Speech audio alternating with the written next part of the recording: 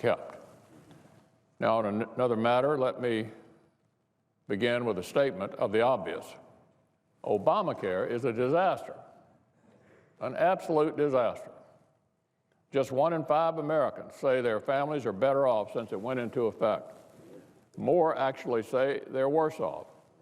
And really, is it any wonder? Americans were promised costs would go down, but in fact they skyrocketed. Americans were promised choice would increase, but it shriveled. We've been warning that choices would continue their downward decline under the Obamacare status quo, and that's just what we saw this very week.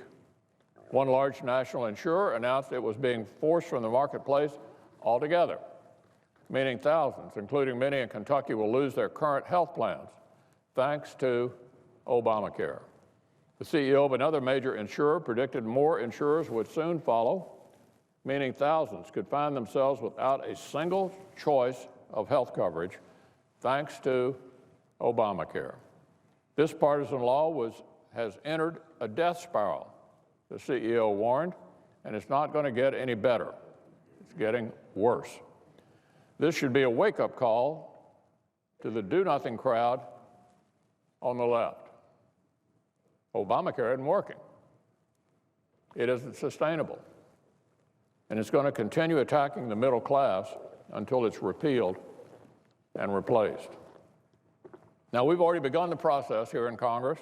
We're going to continue working hand in hand with the administration to get it done. In the meantime, there is much the administration can do to help bring calm out of the chaos from Obamacare's broken promises. That's especially true of Health and Human Services Secretary Tom Price, who was finally confirmed after weeks of unprecedented obstruction from across the aisle. We saw a great example yesterday of what he can do to help stabilize the insurance market and protect consumers.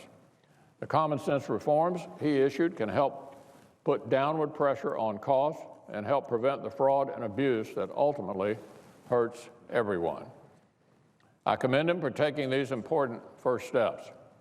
They will help provide relief for Americans as broader efforts are made to address the underlying concerns with Obamacare.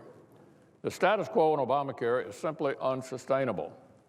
Congress will continue working to repeal and replace it with common sense, step-by-step reforms.